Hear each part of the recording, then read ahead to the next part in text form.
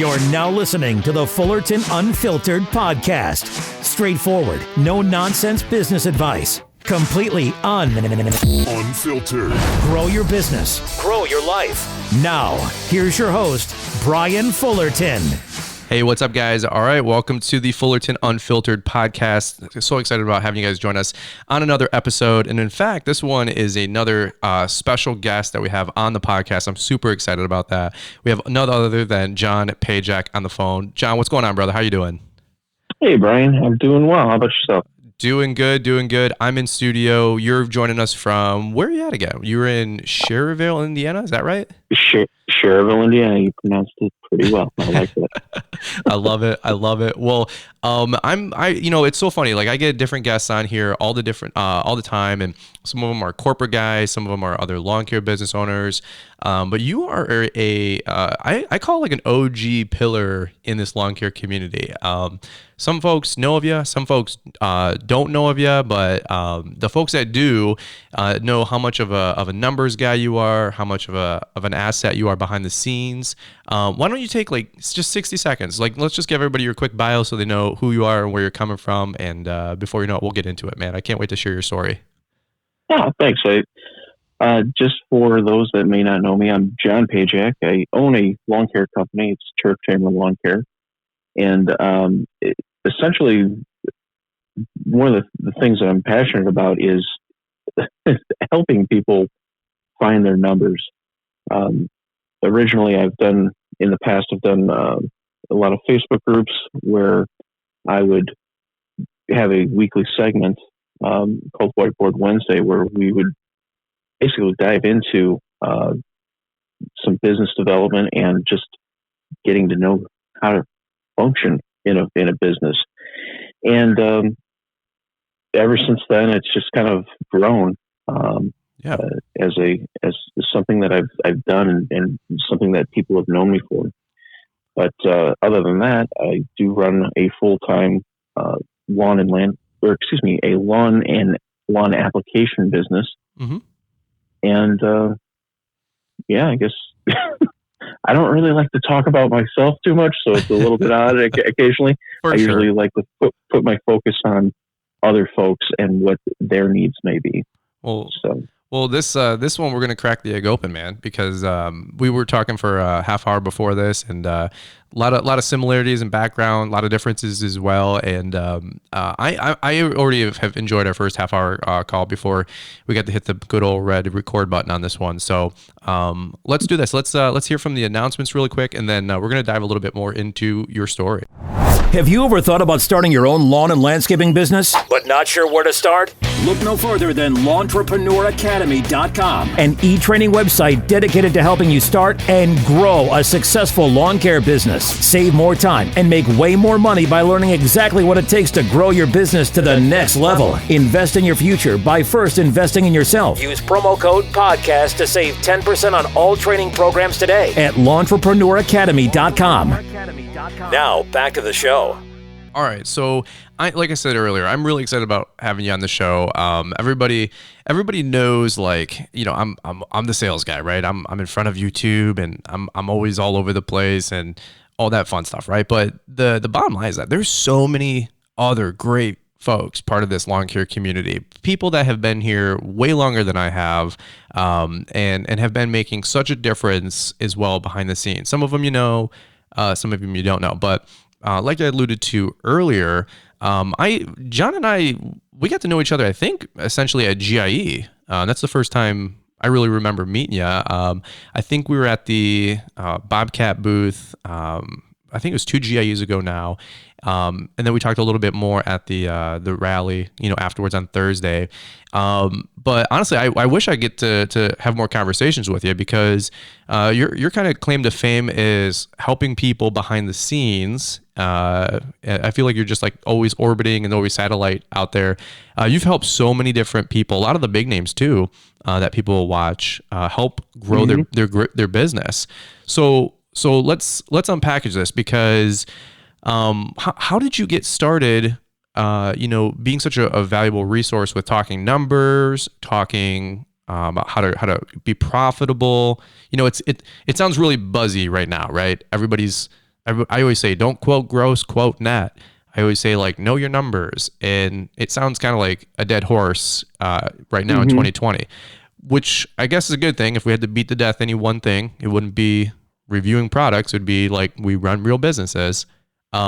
But how did you become the godfather of helping people run a real business? How did you start having all these conversations come into play about, like, what's this whiteboard Wednesday? You know, you're always talking about the B's, you know, the bottom line, the you know, the profit. What is this all about? What's the John Pajak brand? What is all this? I love it. Well, I'm flattered that I'm the godfather of anything, but part of it is when you say the B's, the budgets, break evens, and bottom lines. It's basically something that I found over the years.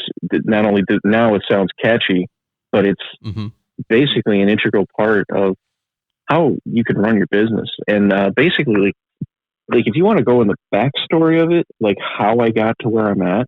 Yeah. A lot. I've been in the green industry, in the lawn care industry for over 20 years now, which is scary when I start thinking about that. I'm like, that's awesome. Oh my goodness. You know, you pause and you think of where you came from. And I started out working for someone else. And over the years, I had jumped up in rank where I was basically a crew leader and the right-hand man for, you know, the owner. And the funny thing is that's where, you know, the skills of actually doing the work came in, and that's where those things were learned. And you start to think, oh, I could go and do this, right? I could go and start my own company. But then you realize you're just a very skilled technician. You're not a business owner. You're not. You could be a business owner, but you're not the businessman because you're not. If you don't have the sales, the marketing, and then on top of that, just knowing your basic numbers of how to operate things. You know, some guys, you know, back in the day, it was like, oh yeah, you know, we cut lawns for, you know, $25. And this is, like you said, 20 years ago, or, you know, $25. Well, that's great. I could do like 2 lawns. I'll make $50 an hour and this would be great. Well, guess what?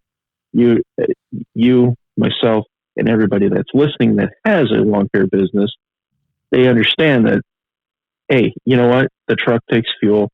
There's a lot of overhead expenses, and you're not really making that, you know, X amount of dollars per hour just because you're charging it. Sure. It's like after all is said and done, after you've taken away everything that it takes to make this service possible, you really come back and you're like, wow, this is it? Or, hey, where's all my money? Because if you're not paying attention to those costs that it takes to produce, you could either be broke, you look successful, but you could be completely broke, or the worst scenario is you're actually working for free or you're paying to work. So that's kind of where that's good. You know, the break even point. I've helped many people in the industry really find out like what their break even points are based on what their setup's like and what services they offer, to find out what those things are, and then helping them with their budgets so that they can project and try to make a good bottom line. So those three things go, they're all intertwined. But anyway, going back a little bit, just for reference, you know, School of Hard Knocks back in the day. But after a while, I had acquired different skills. I was actually a college instructor for a while, and then went into construction. So in a very, you know, just a few breaths of sentence here, you know, I've ranged from, you know, starting out just mowing lawns to, you know, going back to school, becoming a college instructor. That wasn't my intention. I was actually going into an entirely different field. Okay. But then after that, scrapping all that, going into construction, working construction for over a decade, and then after a while, got tired of being put in harm's way, and decided to come back into the green industry. Okay.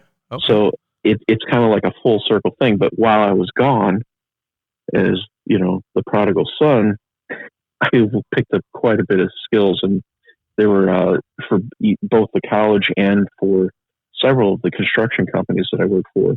Gotcha.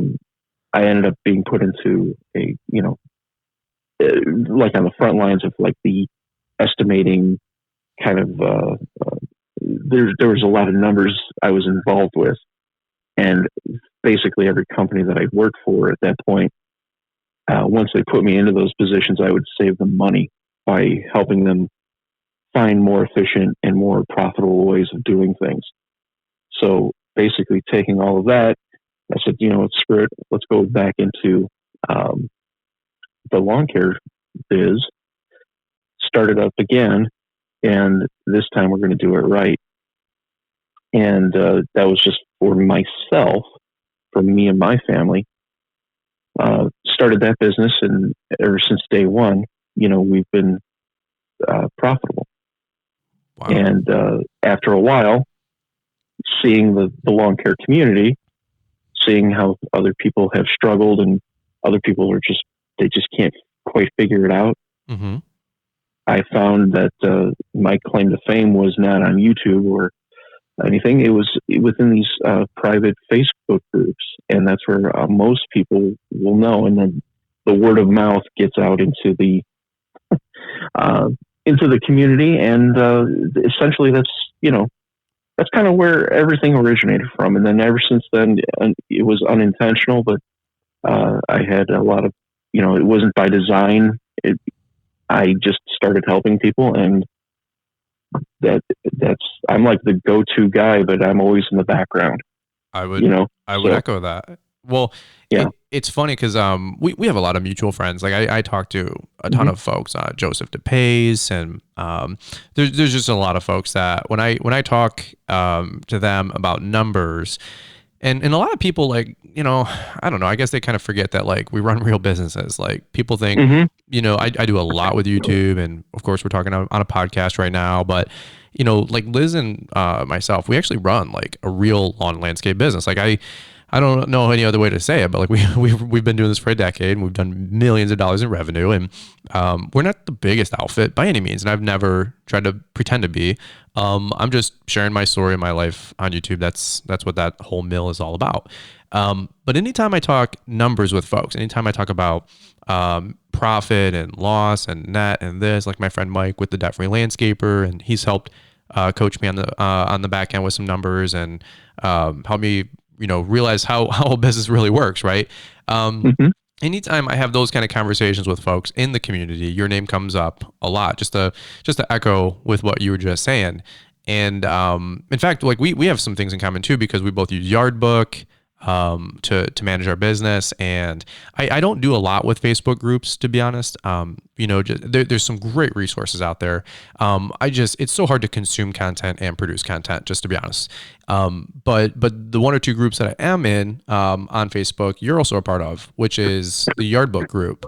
And it's funny because I adopted Yardbook a little over 2 years ago, based on the feedback from a lot of folks in the lawn care community about a business like mine, like my size, right? And there's tons of other great options. You got Jobber and Element and so many other resources. But when I joined that group, the Yardbook group, however Facebook works, when you make a post, it always seems to go to the top of my feed. But then I also found out that you're a moderator or an admin or whatever. And now you're like the go-to guy on Yardbook. And I'm like, so wait a minute. You're like not only the numbers guy behind the scenes, you're also using the same CRM, lawn care software to manage your business that I'm using.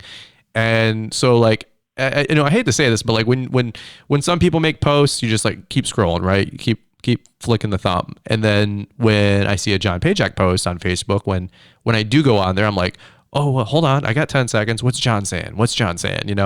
Mm-hmm. So how did you get put into that role with managing them? Now, in full disclosure, I got to say, I do work with Yardbook. They're a sponsor on our channel.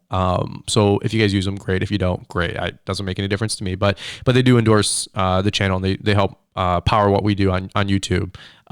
You're completely you're a free agent. You do a lot of resources for them on the back end, just to serve the community. So how did you get? I think we both were talking before we hit record that you kind of got put in this awkward position, and then it just kind of grew, and now again you're like quarterbacking, everybody's business. So can you dive into that a little bit? Yeah, it's funny. With Yardbook, I've been using it since 2015, and Okay.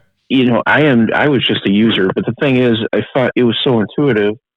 I found that it was very easy, and I actually, the way that I use Yardbook, compared to a lot of the folks that I talk with, I realize that I'm like what I'm going to say is like a power user. Mm-hmm. And I found like little workarounds in it.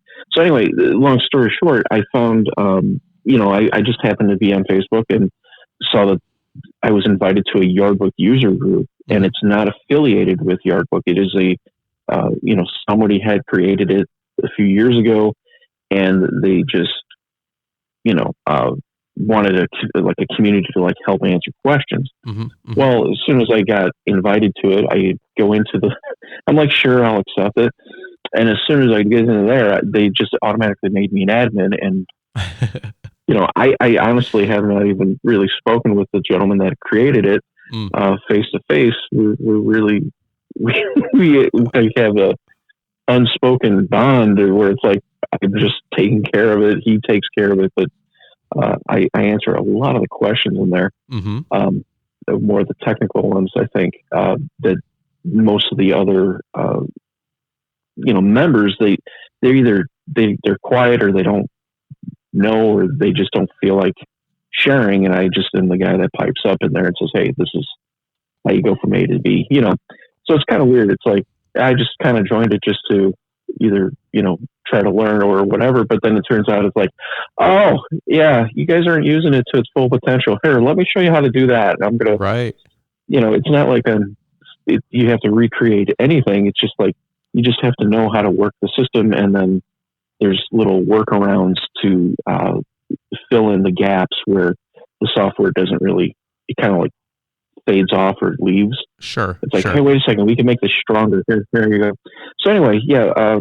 Well, let me ask you this, because this is, I don't know if this is like kind of the two forks in the road come together here, because so not only do you have a background with like helping people with numbers and coaching, now you get to see a larger audience, right? And you have a bigger platform that you get access to, and you see probably a lot of those similar questions and FAQs, and you probably get it's probably echoes what you've already known, is that a lot of people are just kind of, I hate saying stuff like this, but throw them out up against the wall and see what sticks, right? So now you got even more data to realize that most people are, people do their best. I was doing my best, but there's actual measurables. There's things that you can do to run and grow a real business. And so, can you allude, like maybe dive into like what's some things that you see have been insurmountable and instrumental to helping people grow their business? Because like what's some of the FAQs, like what's some of the most common problems that people have, or what do people come to you with problems as that you can help, that you think people listening to this right now as they grow their lawn business are running into? Going back to, like how you mentioned, like the catchphrases and whatever, I've been saying it for years, is to know your numbers. Mm-hmm. It doesn't matter. Like, there could be 4 or 5 companies that literally are like identical to one another, to where they have the same amount of accounts, they have the same equipment, everything like that. But it's not only just knowing what your numbers are, it's the behavior behind it being structured. So like you let's just say you and I our businesses were identical. We ran the same kind of trailer setup. We had like basically like a similar neighborhood where our travel times were very short. everything was right. It also, not only knowing our numbers, what we need to hit in order to support our businesses and to be profitable within our businesses, but it also comes down to money management. Because if, just for example, let's say, you're both companies are pulling in like 200 grand, but each of us has a different objective of where we want to take that with the money. Mm-hmm. Say, let's just say I'm going to go and spend all my money on new equipment, or, ooh, that looks shiny, I'm going to get this. And it doesn't make much sense for my business. And in the end, my bottom line does not look as good. I don't have a very healthy bottom line. Sure. Whereas, let's just say for yourself, let's just say, our equipment's good. We keep it running right. Everything, it might be a little aged, but we take really good care of it. Mm-hmm. And it's making us money. It's paid off. It's just generating money. We're not going out on lunches all the time and doing all these things. And at the end, your bottom line is much healthier. And you can look back and go, okay, we could take this and reinvest this money into our business. We could take this money and reinvest it into ourselves to make our families, ourselves and our families move up the ladder a bit. Yeah. And it's not always about, hey, this is what we need to charge. We need to charge this much per hour for this service. It's not always, sometimes it doesn't always come down to that. This is actually a tick above what I would normally say. You have to know your numbers. You have to know where to start from. But then after that, the next step is, once you get all that dialed in, is behavioral, the system of knowing how to spend that money or how to not spend that money. That's huge. So, yeah, it is. And over the past, I would say, like 3 years, I've talked to many, many people, and most of them, especially guys that are just starting out, and even going up into like guys that have had, many years of experience, they're still floundering around that. Like, they don't know what their break evens are exactly. Mm-hmm. They may be, like, when just to throw it out there, this is something that I think a lot of the guys that are listening to this can relate to. When it comes to like doing aerations, okay, core aeration, we all know how much of a fun job that is, swinging that machine around. Unless you've got a ride-on machine, we're talking about like the old, linebacker. Oh my God, you got the old like Ryan's or whatever company, the rental machines. Let's just put it that way, so we don't name any names. But you're trying to swing that thing around. Okay, you know how hard that work is.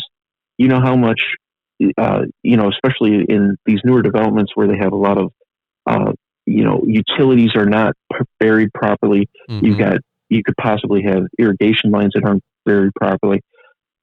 It's a whole mess. And guys, for some reason, they're like, well, the guy over here is doing it for $40, so I got to do it for $40. It's like, yeah, well, how much time and effort and labor and everything goes into that?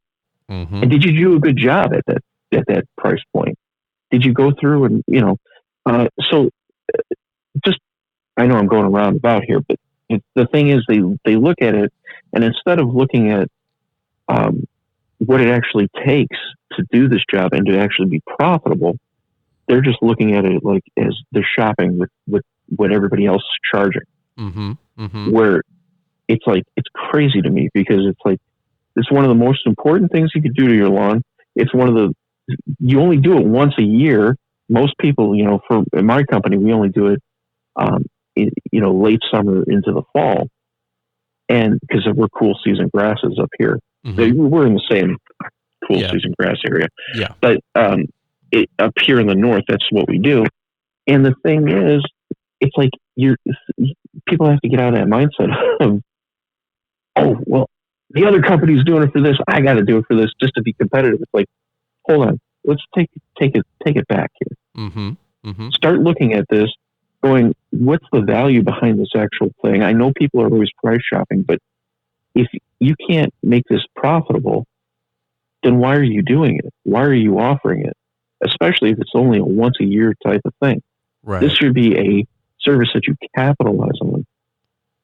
And the thing is, the reason I bring that up again is because they don't understand what the break even is.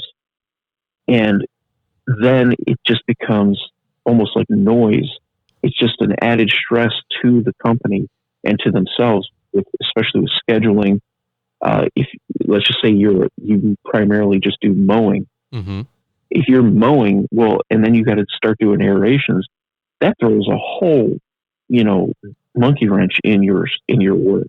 Mm-hmm. For your scheduling. That with scheduling, how to get around doing that, it's like, yeah, let's just say all of our clients want it. Well, do you cut and then do you aerate the same day, or do you knock out all the aerations in one day? Whatever it is, Sure. I'm going down a rabbit hole here, but if I can interject in, like here's what I didn't know, and this is, I guess, the whole conversation we're having is that I didn't know that so many people ran their business like a Ferrari on a highway full of fog, and they're just pumping the brakes, and people say like the tail wags the dog, right? I didn't know that, like. John, I'll be honest with you. One question I get asked a lot is like, why am I not growing my business larger? Why do I not have 2 crews or 8 crews? And if I'm such a guru, right? And I'm like, dude, I'm not a guru, number one. But number 2, I know like how to run the most optimized owner operator with some hired help. But let's just call it owner operator, small business, right? And to me, like small is like, below 250 grand in revenue, just so people know. Mm-hmm. And that's not it's not a put down. It's just, I know my lane. And I'm like, well, I don't want to grow at 250. To me, the next kind of phase is like 250 to about a mil 2 from everything I've learned, everything I've studied, things I've heard from other folks and what they say. And that's like kind of like that medium-sized company. And for me to go from where I'm at to that next phase, and from what I even hear from the next phase is that it's a constant reinvest. You don't really make a ton of money. And the breakthrough is like that $1.5 million plus, where you have like a team and systems, and you might have 10 to 20 guys and a full-fledged, full-grown like stage 5 business, Josh Latimer would say, right? I know we're both huge Josh Latimer fans and friends of Josh. So I know, like, to get from point A to point C, let alone point A to point B, I know what I need to do. And I'm just gonna be transparent. I'm not willing to do that. I'm not interested in making the financial investments, the financial obligations, the time, the resources. I'm 33. I'm a tired old brat, I'm tired and lazy, and I'm just messing. If I was 20, 22, 25, I probably would have more gusto, but I'm really happy with where my business is at, and my family work-life balance, and Liz and I want to start having a family, hopefully this year. And so we're going to shift gears into a different phase of our life. And I know that I won't be able to make those kind of commitments to grow a company larger. Right. And so but here's the deal, like, it's okay to be content. It's okay to be happy. It's okay to be at where you're at.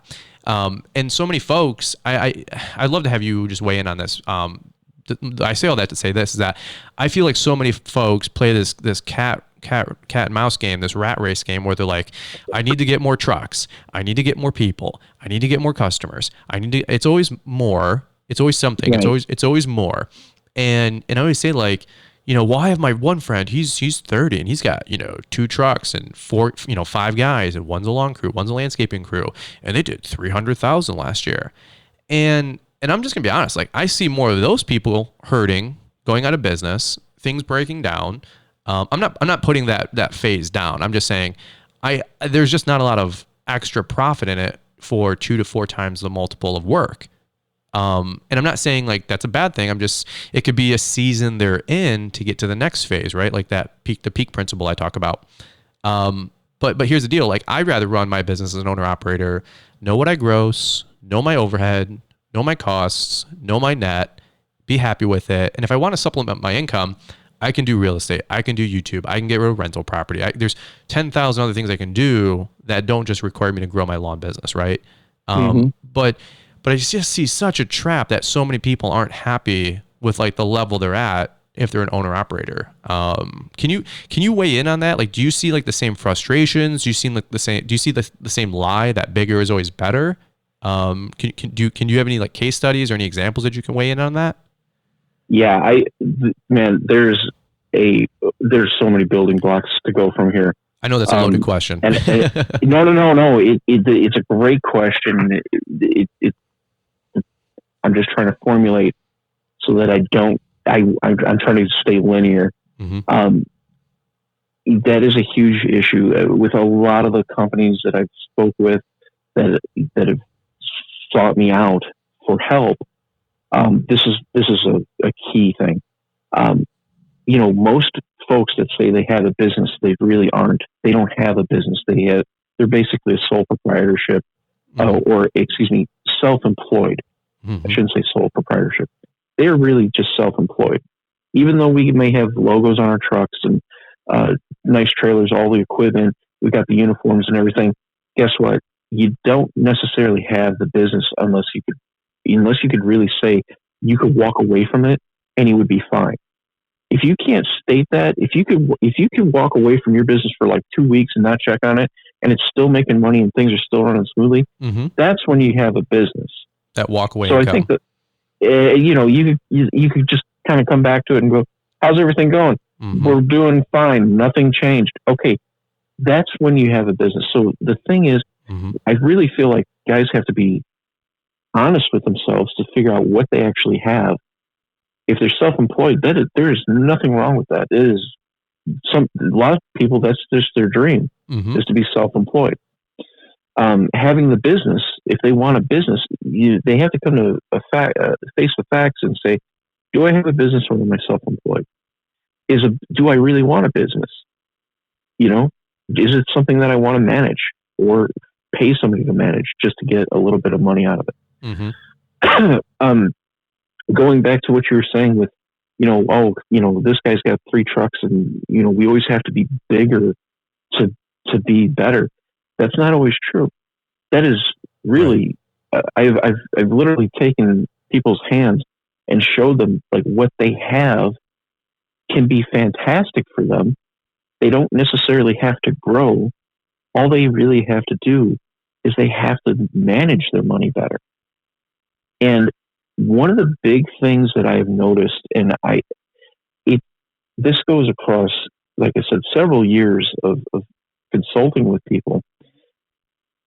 A trend that I've noticed is that guys get too involved with procuring equipment. They want more and more and more. They want to get that big boy syndrome, or as like Caleb Bauman, the hashtag Kid Contractor. I always love that. Caleb's a good dude.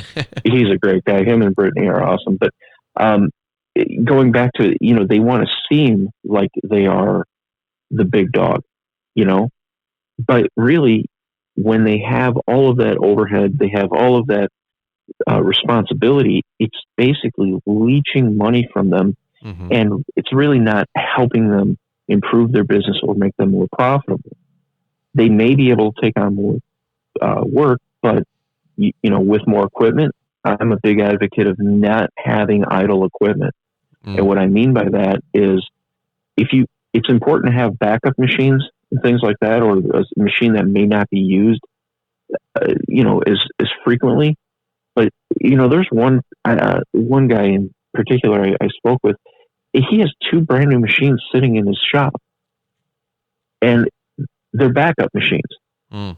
That's why he has them. And I said, well, what about the other machines that have like over 1,000 hours? Oh, well, those we're going to use those until they're dead, and then we're going to phase them out. And I said, yeah, but you've had these other 2 machines sitting in your shop for 6 months, and they have 5 hours on them. Mm. Why are you paying for this, and why did you do this? They're like, well, it's a backup for when we need them. Why not just buy them when you need them? Mm-hmm. Or rent because them. they already have this other equipment in service, which they already have a backup for. That's actually getting used slightly. It's like, why do you have 2 brand new machines? I understand things about tax write-offs and all that, but at the same time, like, why can't you maximize this. So anyway, Oh, that's good. Really going back through, especially like when I've helped people in the past, itemizing like what they have and going, you don't need a bigger company. You don't need more trucks per se.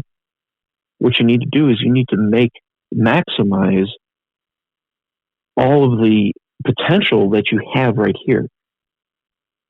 And that's why it gets dangerous, especially because in our industry, we have so many cool machines. Mm-hmm. We have so many, there are so many different brands. There's, guys getting into arguments about which brand is better and which one's cooler and all these things. It's like, hey, don't get me wrong. I love equipment. That was part of my life too, just having, being able to fix anything and, take pieces of junk and turn it into gold, and then, actually buying new equipment that's reliable and everything. But the thing is, it's like guys get so wrapped up in that, and they don't see that it's almost like vanity. It's that's not business. Mm-hmm, mm-hmm. You look at some of the top guys. As I moved my way up the ladder and I started helping, more mid-level, which, these are guys that are making, over $500,000 to, a couple $1 million within their company. Mm-hmm. The company's making that, I should say, not the owner. But you basically have the building blocks of like what makes a small business successful can make a medium-sized business successful, except there is more, you would have like secretaries and salespeople mm-hmm. and everything sprinkled in there. Okay. But the building blocks are the same.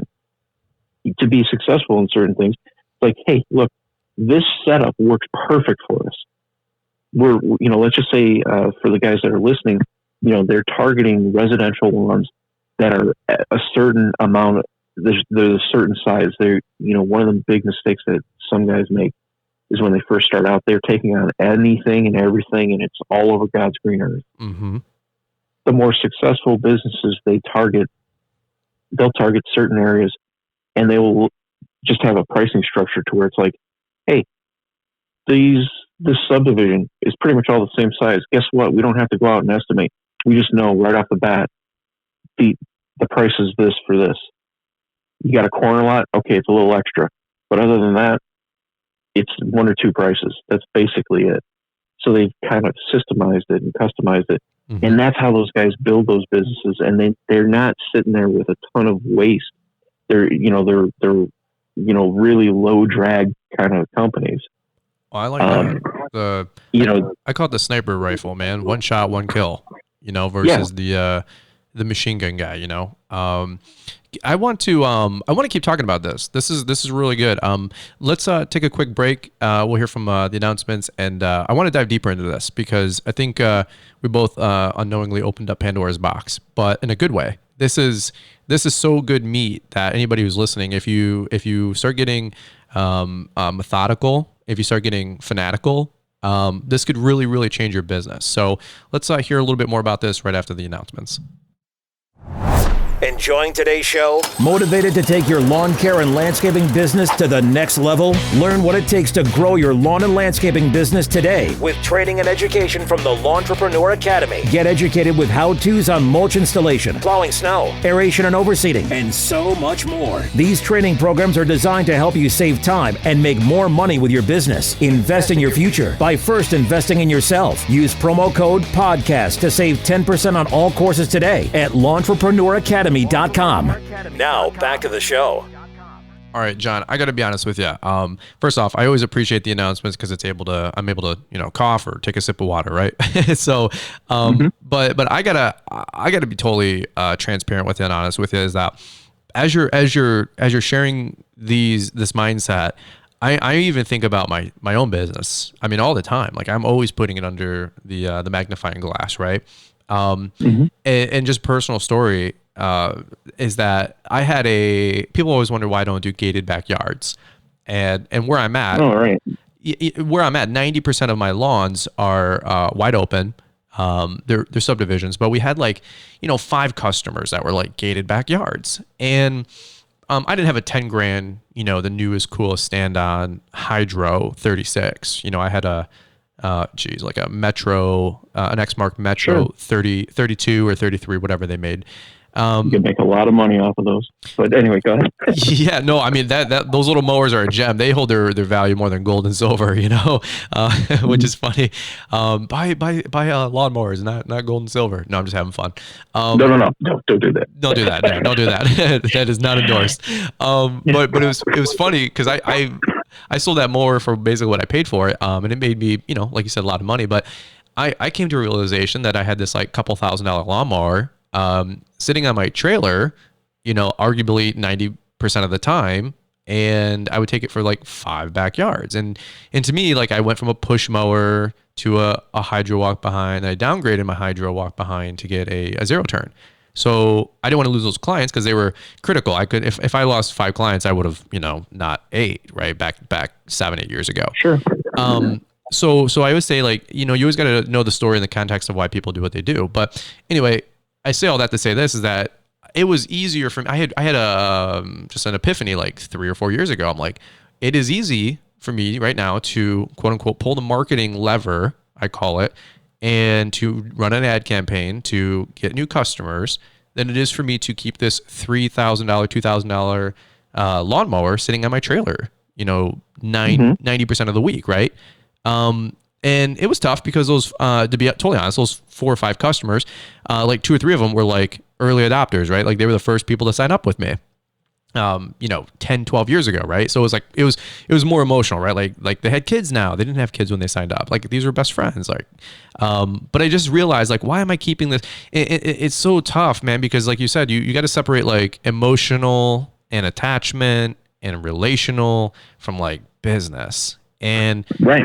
And it's so tough, man, because business is black and white. Like I listened to a guy, Ben Shapiro, I'm a big politics guy, but he's like, backs don't care about your feelings, right? And business is the same way. Business doesn't care about your feelings. Like you could literally put yourself out of business by not paying attention to numbers. And so anyway, I only say that just to say it's a really personable example because I want to make sure I'm always keeping credibility with you guys, preaching, not preaching from the choir, not pontificating, as Gary Vee would say, but I'm doing the same thing you guys are doing. And if I see things not moving, not providing revenue, and we're not running hundreds, if not thousands of hours on them, they get the axe.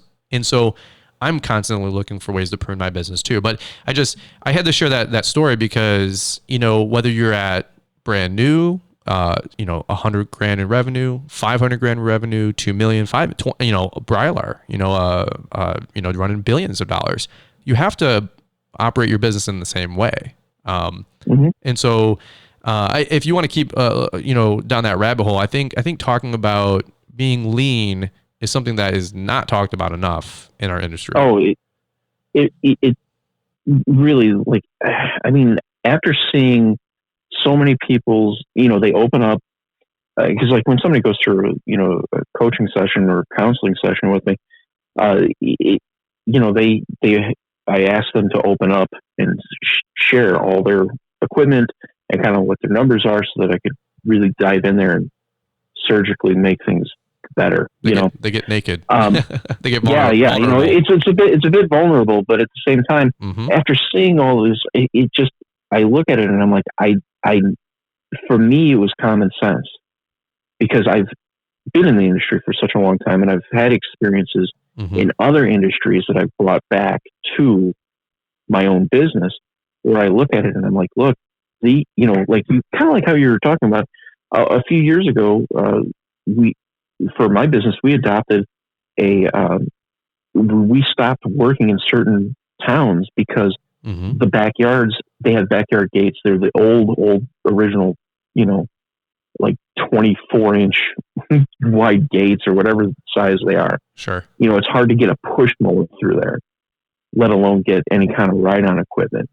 So, it's like, I don't, for our lawn care company, we don't even have push mowers. If our stand-on equipment cannot get through the gates, the smallest equipment we have is a 36-inch mower. If we can't get in, then we don't take the account on. But the thing is, most of the accounts that we have are in the towns that we work in, you could get it. The equipment fits the demographic that we're going for. Most of the places have either wide open areas where they don't have fences, or if they do have a fence, they have a gate big enough. And that's something this is another little minute thing that guys have to look at in order to like streamline, maximize profits. Going, hey, do I need 5 machines? You know what? Like kind of like what you're saying. Like, think of your trailer space or your flatbed space, whatever you use. Think of that as like it's realty. It costs money per square foot. If that machine is only generating, you're only using it once or twice a week. Why is it taking up all that valuable trailer space? Sure. It weighs like, depending on what kind of machine you have, it weighs several hundred pounds. Guess what? That adds weight to your trailer. That adds wear and tear to your trailers and your vehicles. It adds wear and tear to your tires. It costs more fuel to pull that thing around. Insurance. It's dead weight. Insurance, exactly. Because if you have a fully loaded trailer, not to say that your insurance rates go up, but when you have that meeting with your insurance agent every year, which I do it twice a year just to make sure we're covered, and we have everything up on par. Oh, hey, we added a new piece of equipment. I forgot to say. Oh, yeah, no problem. Well, your rates don't really go up as much, but guess what? Internally, like there's a little tick mark that they go, okay, maybe next year we're going to have to reassess all this. This guy's carrying around $70,000 worth of equipment. Okay, rates are only going to go up a little bit, but that just adds to, hey, the overhead and whatever. Well, I call it death by 1,000 paper cuts. You know what I mean? Yeah, exactly. Like, getting like for around here in my area in Northwest Indiana, we have to have a contractor's license in every town that we work in. So thinking about that, we're getting a little sidetracked again, but think about that. You're paying money just to have the opportunity to work in each town. So if you're just starting out, or even after you've been in business for a while, you start to streamline that because you're before the season even starts. If you're spending thousands of dollars just to get legal, you're like, why am I taking a call for 2? I got 2 lawns over here in this town, and why am I paying this money every year just to work for two places? It's like, you know what? It's business. Just cut them. I mean, it's not like personal. Just say, hey, I don't work there anymore, or whatever it is. Well, don't even venture into that. That's how I felt with those 5 customers that had the gated backyards. Just to be honest. Yeah. It's funny. Everybody thinks that they're really able to do this, but it always comes down to like the word change. So many people, life comes down to like making good decisions and being willing to change. And really what that means is like really being able to adapt and being like introspective, it is, I'll be honest with you, man, what you're talking about, it sounds so fun. It sounds cool. It sounds sexy, but I'll be honest with you. To me, it's usually a pretty painful process. Sure. I always think like a marble statue, like, David or whatever. Right. And, right. Sometimes when you have somebody else objectively view your business and you get under that microscope, sometimes they're able to, take the chisel, right, and make little refinements. Sometimes they're able to just take like a little polishing scrub, a little polishing wheel, and just kind of clean that up. Hey, no big deal. Right.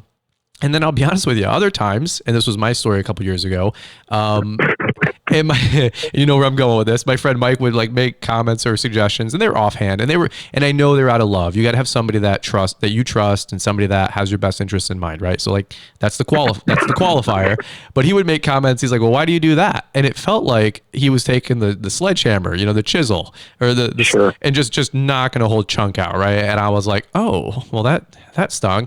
And you and there's so many things that play into here. Ego, the male, testosterone kicks in. If you're any red-blooded male, you're like, it's like, I don't have this like formula, but there's like the 5 phases. Like phase number 1 is denial. Phase number 2 is like, anger. Anger. Phase 3 is like, you just acceptance, right? And then phase 4 is like you change, and then phase 5 is like your best friends, right? Sure. I'm a big John Maxwell guy, and every time he starts a podcast or whatever, he's like, my name is John and I'm your friend, right?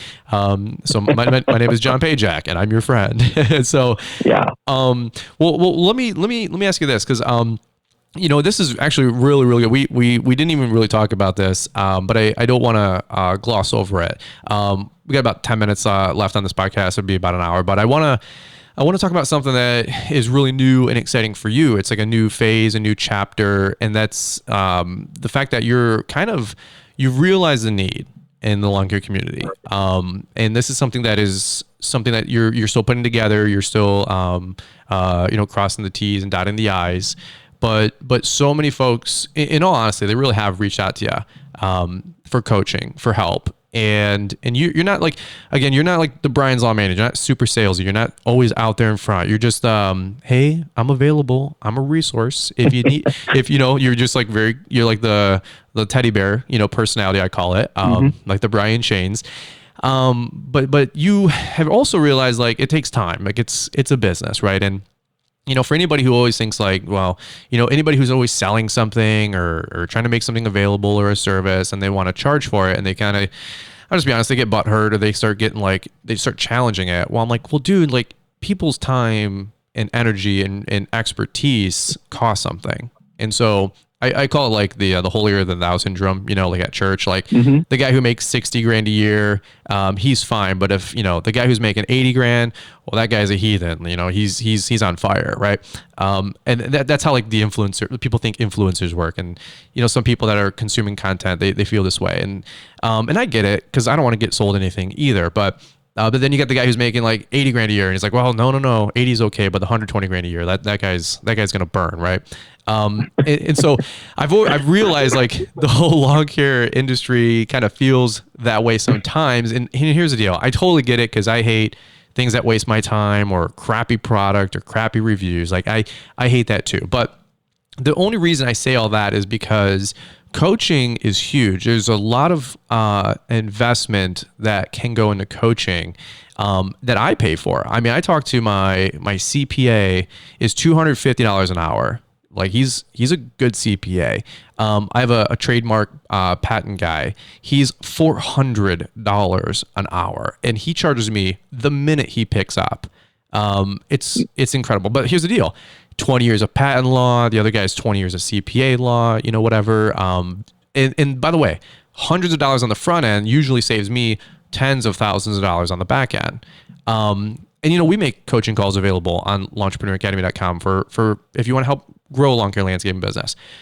So the reason I say all that is because you're now realizing there's so many people that want help, that you just were like, you did it kind of nights and weekends, you did it on the side, but you really realize like, okay, well, I need to kind of organize this, kind of formalize this, and you're treating it super serious. And this is something that folks listening to this podcast right now, if you're struggling, or you don't know where to go, or you don't know what to do, or here's one thing I would say when I call professionals, I don't even know what questions I should be asking, right? Like that's sometimes what I always do. Like I pick up the phone, I go, look, I don't even know what I don't even know. Let's just start there. That's how sometimes behind the 8 ball I feel.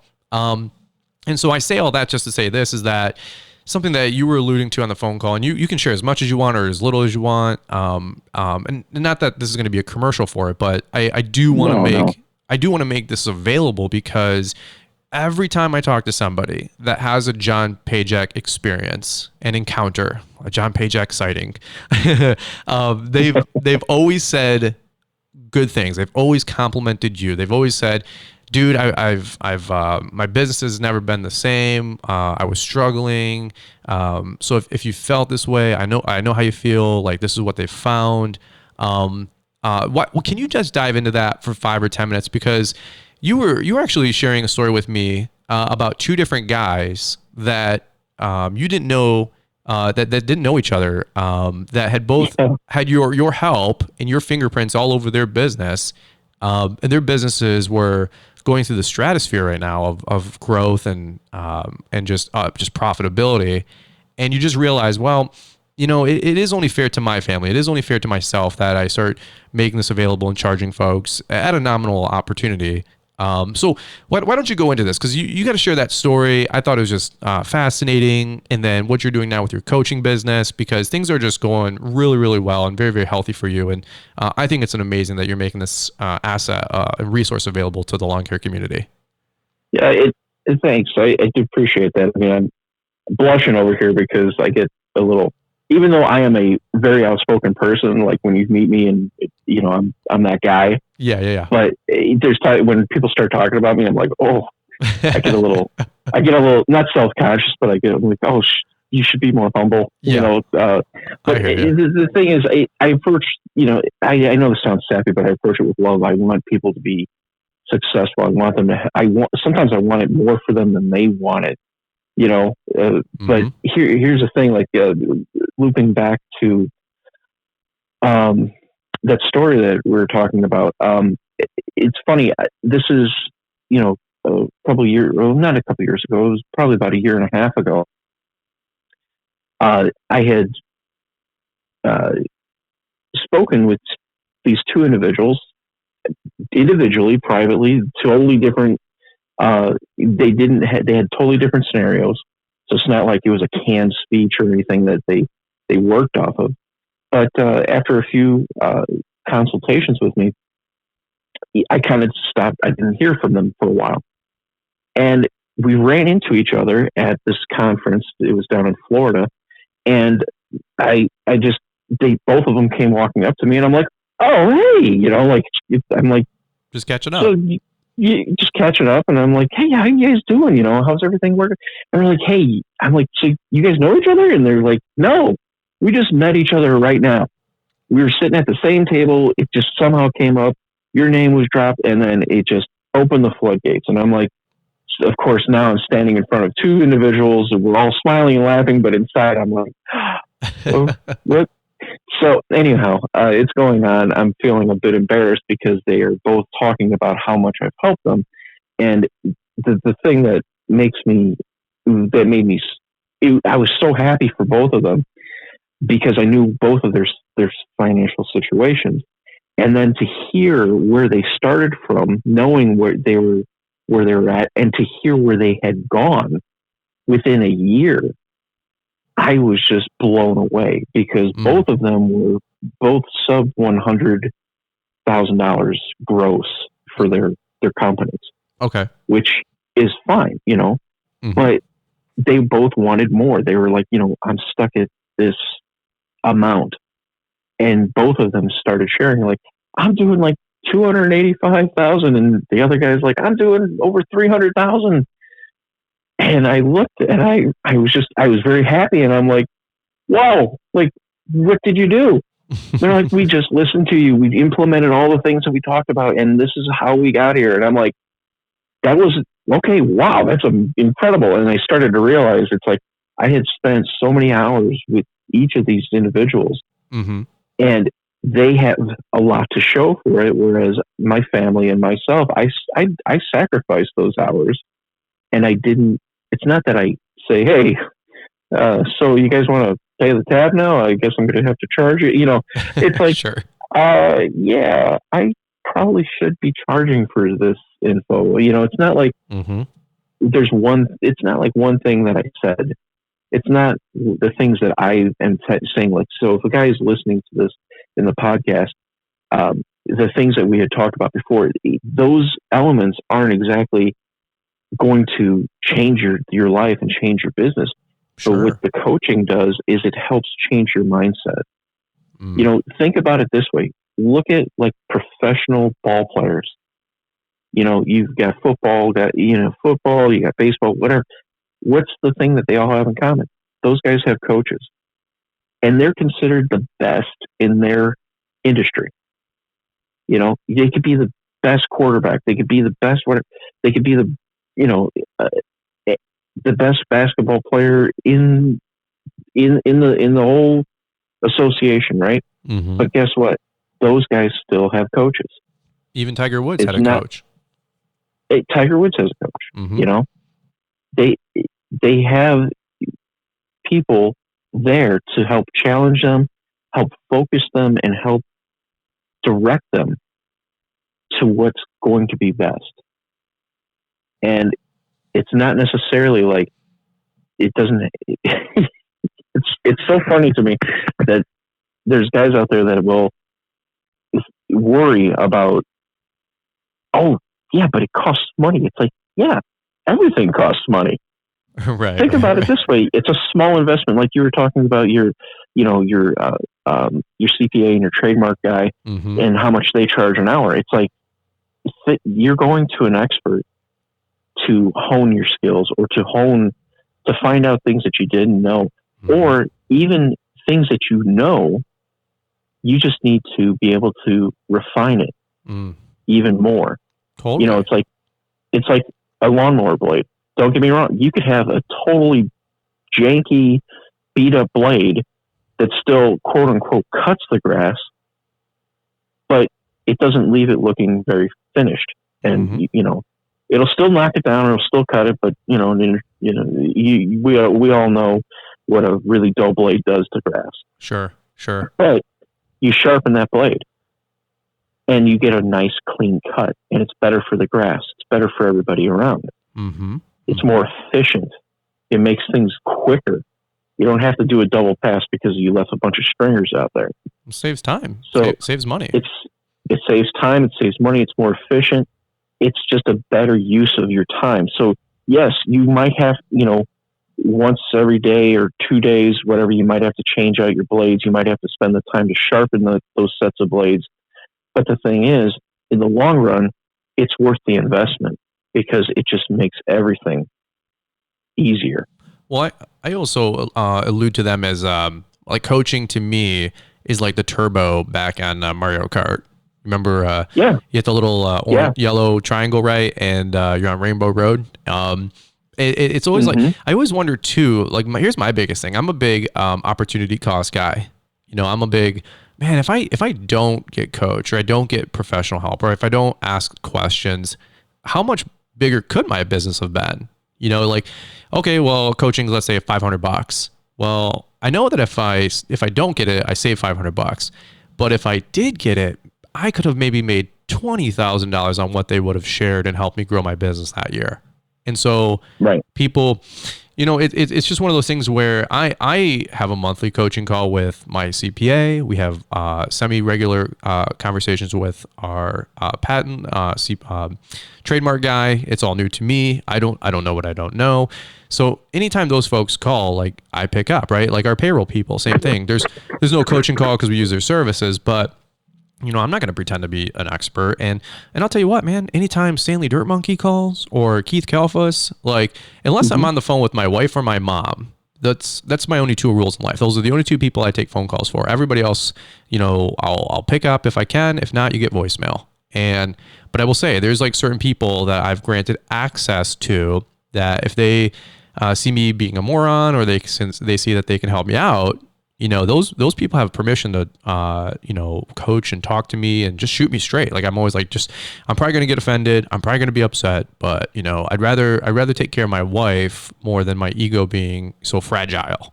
Right. Right. And it's tough, man. It's tough, especially if you're a man, if you're a business owner, but, sure. So this whole thing, and I know, cause I know your heart behind it. It came out of just a necessity. It's not, and I'll be honest with you, man, like everything we do too, it's not like a cash grab. Folks got to understand that, like, every time somebody buys anything, redeems anything, purchases anything, gets anything, the upswing is always in that person's favor, at least with my brand. I'll tell you that. I can't speak for everybody else, but if you buy something with a discount code, you save more than I make. I promise that. If you download a training program off Launchpreneur Academy and learn how to install mulch for $50, you go do your first mulch job for $800 and you net $400, like, hello, you learned a new skill and you just made $400. Like, it's always going to, in my brand, for itself, That, dude, 100%. But what folks sometimes fail to realize is like websites cost money, time costs money, Right. labor costs money, like phone bills cost money, and if I'm not running my lawn business making $100 an hour, let's just say, and I'm on a coaching call, like it's just simple common sense, right? So I don't want to beat a dead horse, but so where can people, I know a lot of this stuff you're still buttoning up, by the time this podcast comes out, but if folks want to reach out to you, like what's your socials, or do you have a Facebook page? Would you know some of the stuff, that anything that you can share at this time? Because I know people are going to want to go and dive deeper with John Pajak. Right. Most easiest way to contact me would be John Pajak on Facebook. There is I have like a financial coaching page that's coming out that's cool. on Facebook, and then there, as of right now, don't have the website up, but there will be one to come. So I'll, have to make some updates. It's a little embarrassing on my part because I don't have a central hub right now for people to contact me. Sure. But the Facebook, if you look up John Pajak Financial Coach, it should take you right to the Facebook page. Okay. That's available at this time. Well, at the time of this broadcast. Yeah, right. Well, I was going to say they can always find you in the Yard Book Facebook group. Right. It's a private group right there. So you gotta don't try to find us. That's only Yard Book stuff. I can't help people. I can't help people set up their Yard Book too, but that's not that's just funny to me. It's like, well, you're super active on Facebook. So, and then, but let me ask you selfishly, man, are we going to get and don't feel obligated to say yes, but are we going to get a John Pajak, YouTube channel resource one day? Or are we going to get, I know you're on Instagram, but are you going to be using like Instagram TV, or I'm pressing you, man, cause I want more John Pajak info, You are not the only one. And I know that sounds, it sounds kind of weird, but there's a lot of people that have been pressing me for a long time to put more content out. Basically all of my handles are basically just, any social media. With the Instagram, it's John Pajak. I think it's John.Pajak at Instagram, or however the Instagram works. Mm-hmm. So it's really, if you just put my name in, it's fairly easy to find me. As far as YouTube videos, I do have an ancient YouTube channel that is all over the place. But moving forward, there probably will be a dedicated YouTube channel for those that are looking for information, and possibly the old, like you had mentioned before, the legendary Whiteboard Wednesdays that used to happen in the Facebook groups. I was just going to say, are we going to see a return of Whiteboard Wednesdays, or? I believe that. Yeah, I believe that'll transfer to YouTube. It might not be called Whiteboard Wednesday because, hey, who knows what day it actually is when people are watching. But don't put a name. If I can make a suggestion, don't. Yeah. Thought process Thursday, or exactly motivation Monday. That just gets caught up in the noise.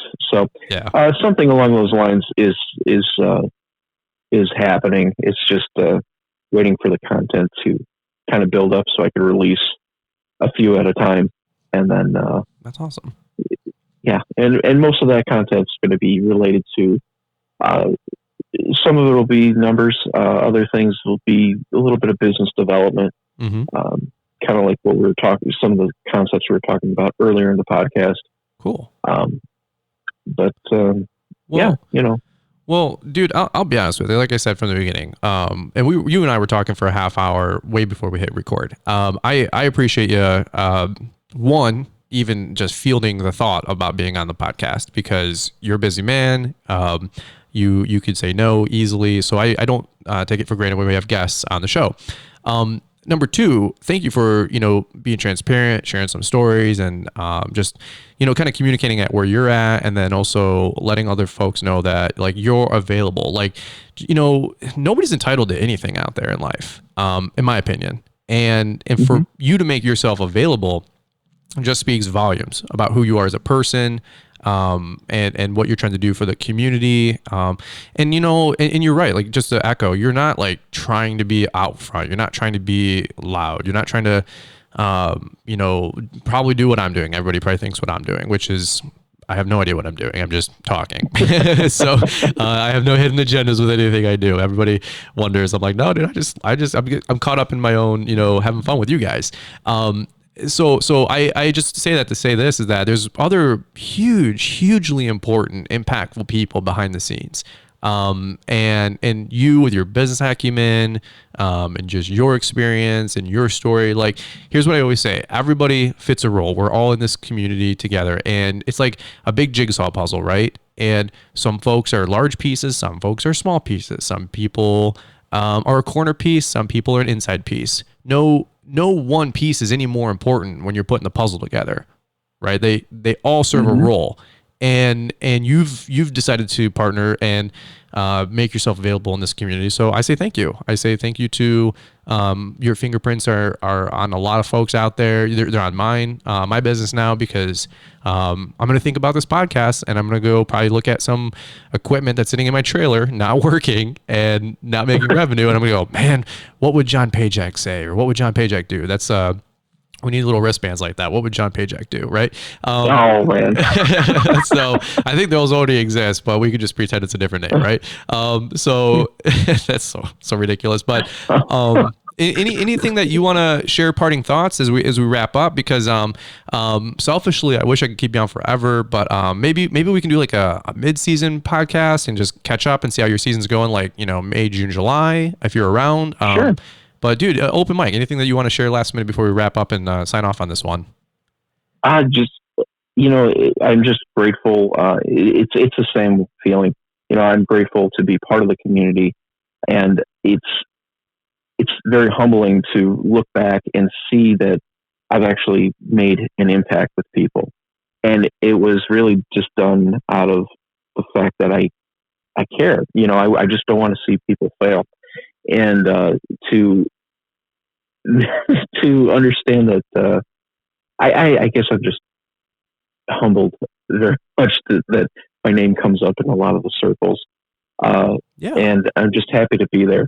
But other than that, I mean, if anybody does need assistance with finding their numbers, or even if it's more of a maybe your business is totally fine, but your personal finances are kind of sketchy. you want to know, you want to get to that next level, you could reach out to me, and I would be more than happy to go over some things with you and, get you lined up. So I like it, man. Well, that's super. That's really, really cool. And I don't want to, continuously just pump you up and put on the air compressor here, but I do appreciate you just even being a friend of the show and taking your time to jump on with this, man. So all right, guys, well, we'll leave all the information for John in the show notes. If you appreciate the episode, shoot it a 5-star like, leave a comment, all that fun stuff. But John, super appreciate you being on the show, brother, and I wish you nothing but the best for your upcoming spring season, as it's just around the corner. And thank you, Brian. I really appreciate you having me on the show, and I look forward to, further things down the road. Okay. Love it, brother. All right, guys. We'll catch up with you guys on the next episode. Thanks for listening. We'll see you guys. Thanks for taking the time to listen to the Fullerton Unfiltered podcast with Brian Fullerton. We hope you enjoyed this production. If so, please consider leaving us a 5-star review for the show. While the techniques and ideas presented here are designed to help you grow a more successful and profitable business, no one can guarantee these results for you. We want to emphasize that entrepreneurship is not easy, and the ideas presented here are just the opinions of Brian Fullerton and his respective guests. No one can guarantee success for you. That being said, we hope the ideas presented here help you and motivate you to go on out there and crush it with your own business. Fullerton Unfiltered Podcast. Thanks for listening, and we hope to see you on the next episode.